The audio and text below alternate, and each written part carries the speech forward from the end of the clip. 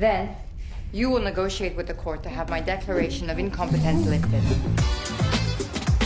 What's up lau-lau semua, apa kabarnya nih? Semoga di hari ini lau-lau semua makin keren dan tambah beken. By the way nih, selamat datang di channel Dunia Eyuk. Di episode kali ini Eyuk bakal nyeritain film drama kriminal yang penuh intrik. Sebelum Eyuk lanjut nih, ada baiknya lau semua pencet tombol tengong. Terus juga jangan lupa di subscribe. Biar kenapa? Biar Eyuk terus kangen lah sama lau. Oke, sekali ini Eyuk mau ngedongeng ini film yang berjudul The Girl with the Dragon Tattoo. Di IMDb nih, film garapan Om David Fincher ini mendapatkan skor yang apik tenan di angka 7.8. Dibintangi oleh Daniel Craig sebagai Paul. Eyuk cek lagi Maksud Eyuk sebagai Mikhail dan Rooney Mara nih sebagai Lisbeth Salander.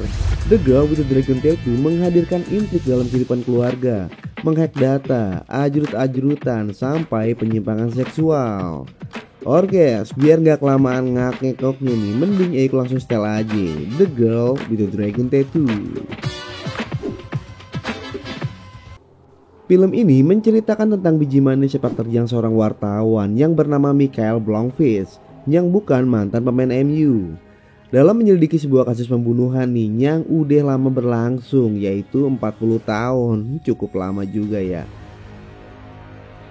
Orkes, nah si Michael ini awalnya kesandung kasus pencemaran nama baik dan doi kalah dalam persidangan ngelawan Wayne Storm. Nah karena kejadian itu tuh, selain hubungannya sama Erika yang merupakan TTM-nya aka teman tapi manyun, menjadi memuai. Doi pun dituntut denda 600.000 kroner Swedia.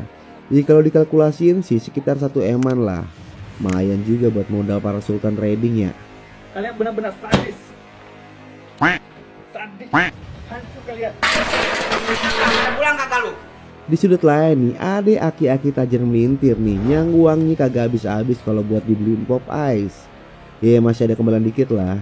Namanya nih Henrik Wenger. Doi adalah CEO dari Wenger Industri.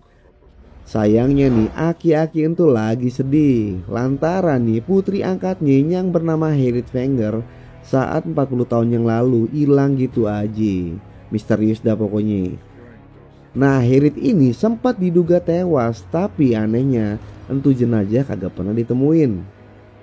Makin sedih lagi dah si Henrik ya. Who knows about this? That's me, the police, the killer. Now you. Apalagi nih si Henrik ini ngarep banget kalau entarnya gantiin posisi dia di perusahaannya adalah Harriet. Aduh kalau Eyuk mah udah mau banget ya. Dan benar aja nih si Henrik mengundurkan diri dari CEO. Posisinya pun diganti sama kakaknya si Harriet, yaitu si Martin. Sebetulnya nih berbagai upaya buat nyari Harriet udah dilakuin sama Henrik, tapi sia-sia. Nah Henrik ini lama-lama curiga juga sama keluarganya. Apa mungkin nih anak angkatnya hilang karena perilaku buruk keluarganya nih. Misalnya nih ada di antara mereka yang ternyata bunuh Harriet. Ya gak salah juga sih pemikiran yakin tuh ya. Secara nih keluarganya Wenger yang lain tuh kelakuannya ada aja. Misalnya ada yang pelit, nyolong, judes, pokoknya masih banyak lagi dan sikap-sikap gak bagus. Nah dari firasat itulah akhirnya Henrik berinisiatif nih buat nyari penyebab hilangnya si Harriet. Dan dia pun meminta pertolongan sama Mikhail buat ngelacak jejaknya Harriet. Oke, kita lanjut. Karena si Henrik dokunya kanyap nih, cocok tuh ketemu sama si Mikhail yang lagi BU alias butuh uang. Dan kerjasama yang baik akhirnya terjadi. Tapi yang paling penting nih, ternyata Henrik juga ngejanjiin Mikhail buat ngumpulin semua bukti kejahatan keuangan yang dilakukan sama Wayne Storm. Cakep. Dalam penyelidikan yang dilakuin sama Mikhail, ternyata doi nemuin ada 5 nama dan 5 digit nomor pada buku kecil milik Harriet. Informasi lain juga didapat nih dari putrinya Mikhail, namanya Pernilla. Doi bilang nih, kalau itu bukan nomor telepon melainkan nomor ayat-ayat dari surat imamat. Wajar si doi tahu karena si Pernilla ini suka belajar agama. Pernilla pun jelasin nih kalau ini ayat isinya tentang kewes-kewes yang berdosa hingga mereka akhirnya kudu dihukum, bahkan sampai dibunuh. Nah karena isi ayatnya begitu, Michael pun menyimpulkan kalau sebenarnya dia lagi ngadepin kasus pembunuhan berantai. Karena ngerasa berat sama nih kasus, Michael akhirnya minta pengacara keluarga Wenger nih buat nyariin doi bini. Salah, maksud Eyuk partner. Dan dipilihlah si Lisbeth Salander, cewek sangar yang punya tato naga di punggung. Beda sama Eyuk yang masih punya telurnya aja. Lanjut. Lisbeth sendiri kagak nolak buat bantuin si Michael nih. Secara nih doi demen nih mecah-mecahin kasus kayak gini. Ditambah doi ada feeling sama si Michael. Penyelidikan pun langsung digebret sama si Lisbeth. Dari nyariin materi, nyadap-nyadap, bikinin kopi, wedang jahe, seblak, sampai kue cucur. Dan akhirnya mereka berdua pun main cucur-cucuran. Nah, penyelidikan Lisbeth dan Ciamik ternyata nemuin fakta adanya 4 kematian wanita secara berurut di wilayah bisnis keluarganya si Wenger.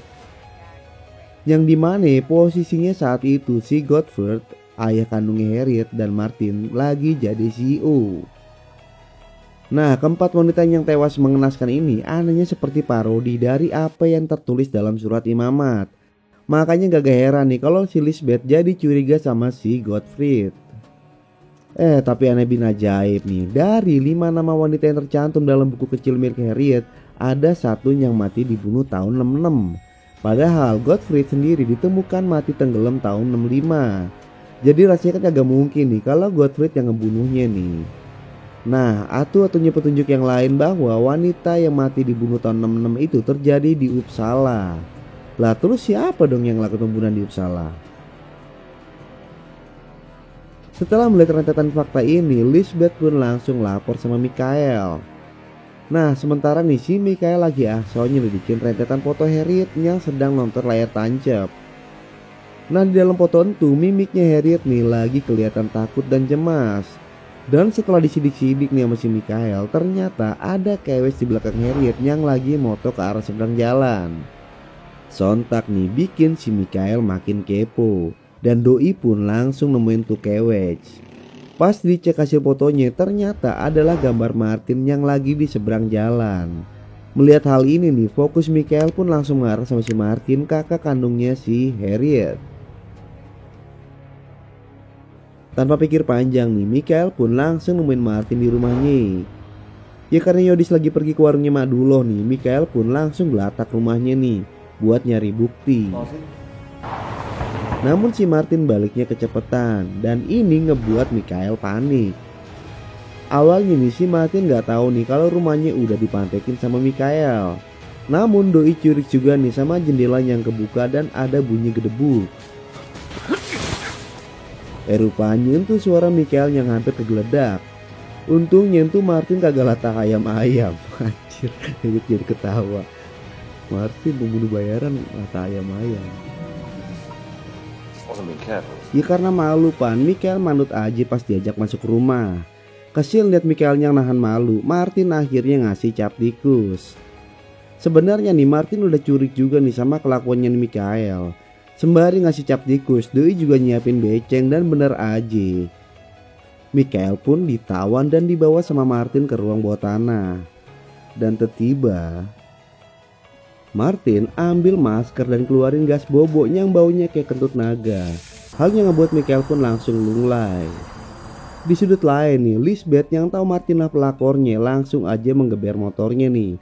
Ibarat satria batang hitam, doi ngebut di antara gelapnya malam. Satria batang hitam, konak terus satria batang hitam. Oke, kita jam ke Michael yang lagi dijembreng sama Martin. Di situ Martin mau mengeksekusi Michael nih. Ngerasa berada di atas angin, Martin pun kemudian ngaku telah ngebunuh puluhan wanita. Namun ketika disinggung nama Harriet nih, Martin malah marah besar. Bahkan saking emosinya nih, sampai-sampai si Martin memaksa Michael untuk ngeberitahu keberadaan Harriet. Atas reaksi spontannya ini, Michael pun lalu menyimpulkan bahwa kayaknya nih si Martin kagak ngebunuh si Harriet. Di lain tempat, Lisbeth yang udah sampai base camp gak lihat Michael di situ. Untungnya doi udah masang CCTV dan doi lihat Martin masuk ke base camp. Ya karena nggak mau Michael kenapa-napa nih, Lisbeth pun jauh dari situ. Shin pun berpindah ke Martin yang udah mau tiwasin Michael.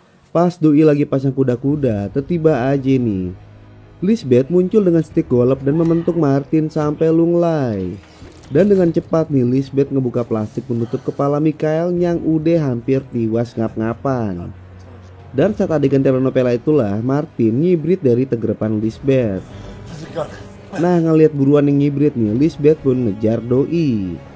Ibarat kasarung nih lagi nge-review motor nih, Lisbeth ngebetot abis motornya dan Martin yang paham kalau lagi dikejar alien langsung ngegeber boilnya sekencang mungkin. Namun luka di rahangnya ternyata cukup mengganggu. Nah pada saat di tikungan yang tajam nih, Martin dibabat sama Lisbeth yang nyebabin boilnya jumpalitan. Turun dari motornya nih, Lisbeth mendekati boil Martin dan siap menembak tanpa rasa cinta. Namun percikan api rupanya bergerak lebih cepat dan Martin akhirnya jadi ayam bekakak. Nyoi, Martin tiwas mengenaskan dengan status well done.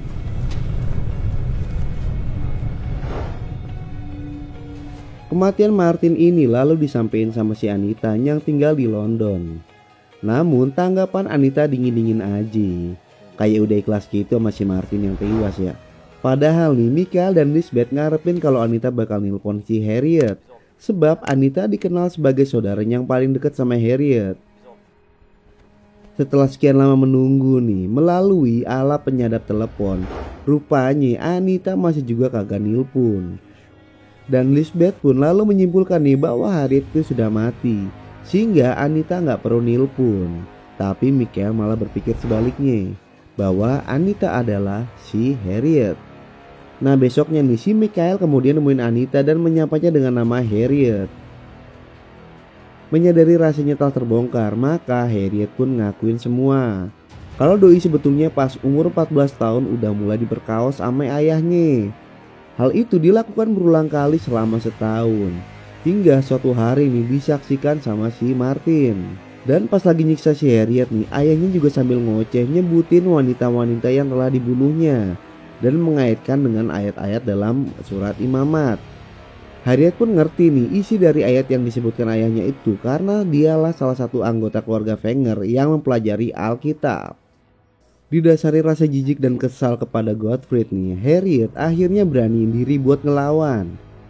Ya karena tahu bokapnya kobam, Harriet pun ngegebuk Yodis pakai dayung yang nyebabin Doi jatuh ke sungai.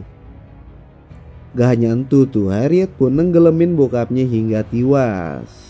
Dengan kematian ayahnya itu, hak asuh Harriet dan Martin lalu diambil alih oleh Henrik. Karena semua keluarga Wenger tahu nih kalau nyokapnya bukanlah ibu yang baik. Namun demikian, walaupun udah bebas dari perlakuan buruk ayahnya nih, Harriet masih belum bisa bernapas lega. Sebab di hari-hari berikutnya, Martin lah yang ngegantiin posisi ayahnya, yaitu menyiksa dan memperkosa si Harriet. Nah Harriet ini kagak berani ngadu sama Henrik karena dia takut Martin akan ngebongkar rahasianya, bahwa dialah sesungguhnya yang telah ngebunuh bokapnya. Ketika Henrik mengirim Martin buat sekolah di Uppsala nih, Harriet ngerasa sangat lega. Tapi rasa lega itu cuma sementara. Sebab hanya berselang 3 bulan Martin kembali ke Pulau Hedeby dan hendak mendekati dirinya lagi nih. Nah itulah yang ngebuat Harriet kelihatan terkejut dan cemas dalam foto-fotonya. Maka sehari setelah kejadian kecelakaan besar di jembatan itu, Harriet dibantu oleh Anita untuk pergi dari Pulau Hedeby selama-lamanya.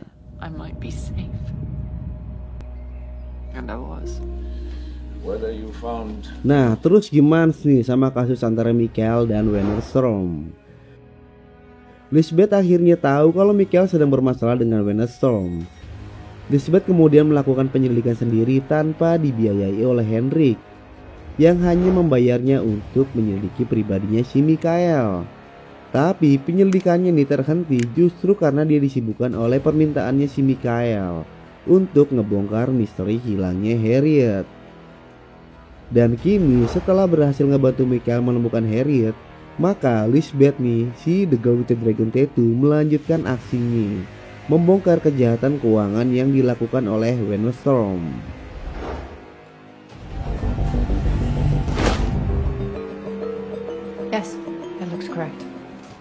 Hingga akhirnya Michael pun menang melawan Wennerstone di pengadilan. Namun sial nih bagi Lisbeth, pengorbanannya sia-sia karena kisah cintanya ke Michael pun bertepuk sebelah kaki. Michael malah ngeloyor bareng Erika dan film pun selesai.